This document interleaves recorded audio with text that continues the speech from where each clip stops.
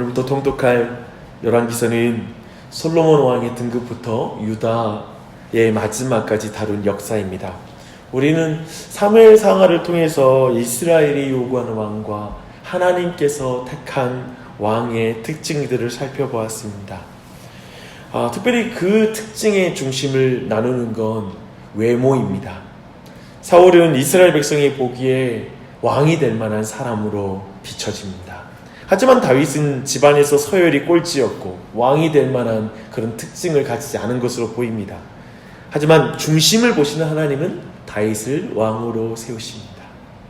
이런 역사를 기억하면 다윗이 이제 나이가 들어서 쇠약한 틈을 타서 쿠데타를 시도한 아도니아를 분명히 이해할 수가 있습니다. 그는 압살롬처럼 빼어난 외모를 가진 자였습니다. 그리고 그의 서열은 암논과 압살롬이 죽은 이후에 이제 왕위를 이어받을 수 있는 서열에 위치하고 있습니다. 인간적인 기준에 인간이 보기에 왕이 될 만한 사람인 것입니다. 그리고 6절을 보면 다윗 왕에게도 어느 정도 인정을 받은 왕자였던 것으로 보입니다. 그러나 그는 아버지 다윗처럼 하나님을 왕으로 모시는 것이 목적이 아니라 자신이 왕이 되는 것이 목적인 사람이었습니다. 그래서 그의 주위에는 항상 모략을 할 때 은밀하게 꾸미는 군사 지도자인 요압이 붙습니다. 제사장 아비아달이 붙습니다. 그들은 매우 대범하게도 왕이 즉위식을 준비합니다. 물론 드러내놓고 하지 않지만 거대한 파티를 열고 사람을 모으지요. 그때 그들은 블랙리스트를 작성합니다.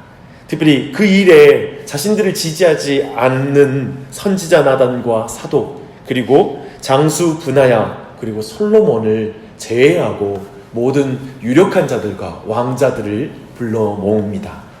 이 소식을 알게 된 나단은 바세바를 통해서 다윗 왕으로 하여금 솔로몬을 왕으로 세울 수 있도록 이제 그 일을 진행하게 됩니다.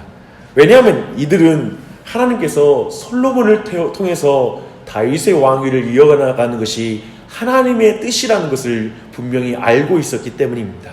그렇게 솔로몬 파라고 또다시 이들을 지칭하여서 정치적으로 이 일을 행하였다라고 평가하는 것은 옳지 않을 것입니다. 솔로몬은 나이 든 왕의 인정을 통하여 왕으로 세워집니다. 이들의 특징이 뭐냐면 끝까지 다윗 왕의 권위를 인정한다는 것입니다. 그 질서를 존중하고 있다는 것입니다. 하지만 그 앞에 나오는 아도니아는 다윗 왕이 늙었기 때문에 그 권위를 존중하지 않습니다. 하나님께서는 다윗 왕을 통하여 다음 왕이 세워지도록 그 모든 과정을 인도하십니다. 무서운 내전으로 치달을 것 같은, 그래서 어쩌면 이 일이 틀어지면 거대한 전쟁이 일어날 것 같았는데 솔로몬이 왕으로 세워지자 순식간에 아도니아와 요압, 아비아달은 반란의 수괴가 되어 바로 그들은 그 일에서 도망치게 됩니다. 우리는 이 일에서 영적인 교훈을 얻어야 합니다. 아도니아와 그의 무리는 하나님의 뜻과 상관없이 그저 인간적인 눈으로 보는 조건과 환경을 붙잡는 사람들이에요. 그저 보이는 것을 붙잡는 사람입니다. 그들에게 그것이 굉장히 설득력 있는 것임에 틀림이 없습니다. 사람이 보기에 이게 맞아 라고 생각하는 그런 확신을 주는 것이죠. 그러나 그들은 과연 이것이 하나님께서 허락하신 것인가? 그리고 이것이 하나님께서 이것을 기뻐하시는가? 그것을 묻고 하나님의 뜻인가를 물어보지는 않습니다. 이것이 문제입니다. 하나님의 뜻을 더 물어본다면 우리 모두 또한도 아도니아와 같은 실패를 반복하지 않을 것입니다. 특별히 본문에서 등장한 것처럼 자리에 대한 욕심을 갖는 건 항상 육신의 소욕입니다. 높은 위치, 어떤 영향력 있는 위치를 내가 취하려고 하는 것은 굉장히 위험합니다. 이것은 갈등과 다툼을 가져오고요, 항상 분당을 만듭니다. 그래서 거대한 세력을 이루려고 하는 것이죠. 이것은 굉장히 언제나 가정이나 그리고 교회나 모든 인간 사회에서 위험한 일입니다. 결국 하나님의 뜻을 거스르게 하고 하나님이 세운 질서를 무시하게 해요. 그래서 그 가운데 자신이 왕이 되어 하나님의 뜻을 관철하려고 하는 그런 태도를 갖게 합니다. 그래서 여러분 이 아침에도 그리고 간절히 주님께 물어야 될 것이 있습니다. 하나님께서 이것을 허락하셨습니까? 이것이 하나님께서 기뻐하시는 일입니까? 하나님의 뜻입니까? 라고 여러분의 인생의 중요한 결정과 그리고 여러분의 인생의 어떤 많은 문제 속에서 그걸 먼저 물어보는 그런 은혜가 있길 바랍니다. 그런 아침이 되시기를 바랍니다. 이제 2장에서는 이제 우리는 다윗의 유언을 보게 됩니다. 다윗은 먼저 개인적인 유언을 말해요. 다윗은 솔로몬에게 하나님의 명령을 기록된 대로 지키면 너의 길이 형통할 것이다. 너의 왕위가 견고하게 될 것이다. 말씀하고 있습니다. 이것이 사실 열왕기서 전체의 메시지예요. 그 뒤에 다윗 왕과 같았다, 같지 않았다라는 기준은 하나님의 말씀, 기록된 말씀대로 행하냐 행하지 않느냐의 것으로 평가의 기준이 나눠집니다. 그리고 나서 공적인 유언을 5절부터 9절까지 말합니다. 요압과 바실레의 자손들 시므이를 어떻게 대할 것인가에 대한 유언을 합니다. 다윗의 이 유언은 솔로몬에 의해서 다윗 당대에 공의가 시행되지 않았던, 그래서 공의가 시행되지 않아 심판하지 못했던 요압 그리고 시므이에 대한 합당한 심판이 솔로몬 때에 이루어지는 걸 보게 되고요. 그리고 보상이 이루어지지 않았던 바실레의 자손들에게 은혜가 베풀어지는 것으로 성취가 됩니다. 근데 13절부터는 바로 그 내용들이 자세하게 기록되어 있어요. 쿠데타에 참여한 아도니아와 그리고 아비아다를 추방하고 요압을 처형하는 것, 그리고 압살롬에게 쫓길 때 다윗을 저주한 시므이를 심판하는 이야기가 뒤에 자세하게 나오고 있습니다. 근데 그 부분을 주목하는 건 굉장히 중요해요. 아도니아는 참으로 어리석게도 이제 처음에는 솔로몬에게 용서를 받아서 어떤 자리에 거하게 되는데, 어리석게도 다윗의 노년을 봉양한 아비삭을 자기 아내로 구함으로써 솔로몬의 진노를 사 죽게 됩니다. 그는 이 일을 밧세바에게 부탁하면서 이렇게 말해요. 이 왕위는 내 것이었고 그런데 이게 지금 솔로몬에게 갔다라고 표현하면서 다윗 왕께 봉양한 후궁을 구함으로써 노골적으로 왕위를 구하는 듯한 태도를 보입니다. 후궁을 취한다라는 건 곧 그 왕, 아버지의 위치에 자신의 반열을 두는 것이기 때문에 그렇습니다. 그래서 그는 이 일로 그 죄 때문에 처형을 당합니다. 또한 아비아달 제사장은 제사장직에서 파면당합니다. 그리고 요압은 성소 제단의 뿔을 잡았지만 브나야에게 처형을 당합니다. 그는 단로 피신하거든요. 하지만 단로 피신하더라도 모살한 자는 처형할 수 있다라는 율법을 시행당함으로 그는 그 자리에서 죽습니다. 시므이 역시 솔로몬과의 약속을 오늘 우리가 본문 읽었죠. 약속을 경히 여겨 범함으로써 처형당할 빌미를 줌으로써 처형을 당합니다. 이렇게 솔로몬에게 주어진 다윗의 유언은 철저하게 이루어집니다.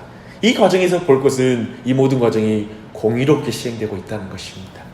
이렇게 보면 다윗의 마지막 유언은 다음 왕위를 잇는 솔로몬의 시대가 공의라는 초석 위에 세워질 수 있도록 말하는 마지막 말이었습니다. 참으로 다윗은 유언을 통해 주님의 나라를 위해서 멋진 마무리를 한 거예요. 어쩌면 인생의 마지막 마무리, 어떤 우리 자녀들에게 남기는 말, 그리고 어떤 공동체에게 남기는 그 말 한마디까지도 어쩌면 가장 아름답게 마무리한 마무리다라고 우리는 볼 수가 있습니다. 그리고 솔로몬의 순종을 통해 우리가 분명히 확인할 것은 말씀대로 살면 하나님이 그의 나라를 견고하게 세워주신다라는 사실입니다.